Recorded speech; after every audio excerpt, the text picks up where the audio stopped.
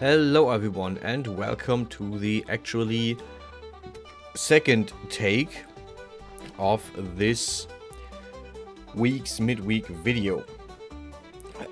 This is the second take basically because I did a first rant about current political developments in the world, and I was lucky enough that another content creator had time and took the time to actually talk to me before I posted this video. Otherwise I would probably regret it. The things that happened over the course of last night and today really made me livid, stressed me out, and I was thankfully able to talk to someone about that before I made any rash decisions. So I'm not really happy with what happened, but I'm not in the position to change it right now. Maybe I will, I don't know, I wish I would be, but it is what it is for the moment.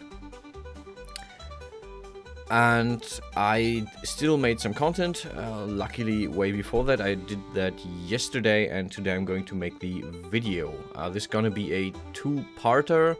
This is the first video. The second video will be with the same thing, but in Death Studio, because this piece needs some light rigging. And this is something that I will do in the next video. So rigging, weight mapping will be in the next video. I did the chest armor last time, and I basically, when I had the finished work, I was like, there's still some elements missing. I'm still not fully happy, so I decided I'm going to double up on that one and go into a bit more detail, go into a bit more content.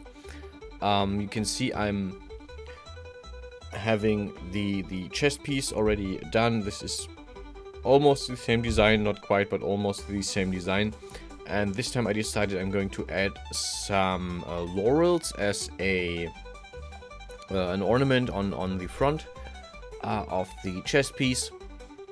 You can see here that I'm actually like putting on all the leaves singularly. This is I could have maybe tried to make this a bit simpler, but it is what it is. This is what I basically came up with. It was a bit tricky to actually focus the leaves because after I made the first object, I rotated it and then I thickened it, which gave me a new object with different rotation angles.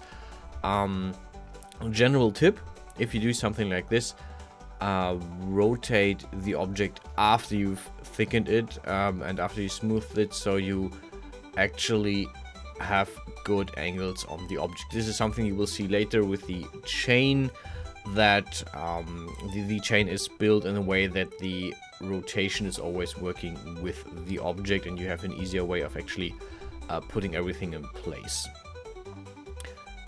Next thing, I did the usual jewelry adornment, gemstone adornment. One thing that happened that I didn't see quite here is that I accidentally pushed the front through the back, so basically clipping, and I didn't notice until way later, basically right here where I'm fixing the issue, and now I can actually easier copy the whole thing, the whole plane to make the ruby. I went for this kind of loincloth thing that I'm currently work here, and this is also something that is in the next video. I want to actually make the loincloth not just a simple plain fabric. I want to draw something on top of it. So you will actually see me export the UV map later on in the video, if it is not too fast.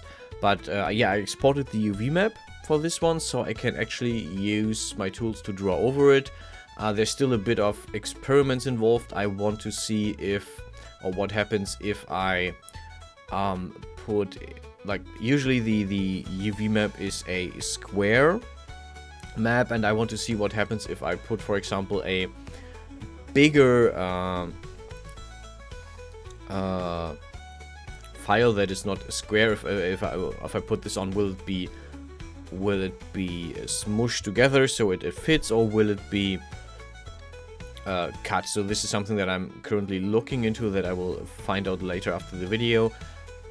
If I can draw the if I have to draw this smushed together so it translates back into a bigger object, or if I can draw this normally and then it gets smushed down and then reshaped towards the whole thing. So yeah, I'm going there. The next video we will twofold. I will draw a tabard thing style for the fabric that is in front and in the back. Though the back will probably not get one. I will have to retouch the UV map for this one, for the back, if I want to draw on it. So maybe if I am willing to retouch the UV map, otherwise it will be just the front. And there will be some rigging. I want to make sure that the tabard that hangs between the legs is actually rigged, because currently it follows the legs. You can see that in the render at the very end. Then it doesn't really look that cool. So I want to fix this up. Yeah, I took some inspiration from different works, different stuff that I saw. I'm not going to mention them here because YouTube wouldn't like me to. But yeah, the belt clasp, for example, that I'm currently working on is one of these things. The whole idea in itself, I really like the Princess Knight the Princess Knight idea. It's a really cool trope, and I want to work more with it because it usually involves some kind of armor in a very loose sense that I enjoy and that I like visually. Yeah, as you know, I'm looking into the humanoid and into making my own human model. Once I've done that, I will, sometime this year, I will definitely go and look into making, into working with Unreal Editor, Unreal Engine. I'm saying this basically every video, but yeah, so future, very much future. Yeah, right now I've imported all the jewelry that I already, or the ornaments that I already made. The first design was to have the chain in the middle, like high up on the torso, in the center, basically going from the chest piece down and under the side drape that I made. But I decided I'm going to have this around the hip instead. And here you can see that the selection is actually aligned with the selected object, and since I made the chain links in the right order, basically the axes are aligned with the object, which helps a lot, unlike the leaves which you saw at the very beginning, which didn't work out as well. Yeah, I actually kind of forgot to make the fabric in the back. I should have made the fabric in the back before I made the belt, but yeah, luckily I could just work these details out without much problem. The connect tool is a really powerful helper in this case, because you can subdivide your stuff and just have it in the right shape. Lastly, I had to obviously make all the UV maps. You can see that I'm using a lot of the pre-made UV maps for most of this stuff. You can see the cylindric UV map is a lot of help with many of these. I'm also using the plain planes UV map or the grid UV map for a lot of the stuff that I'm working on. And just now I put out the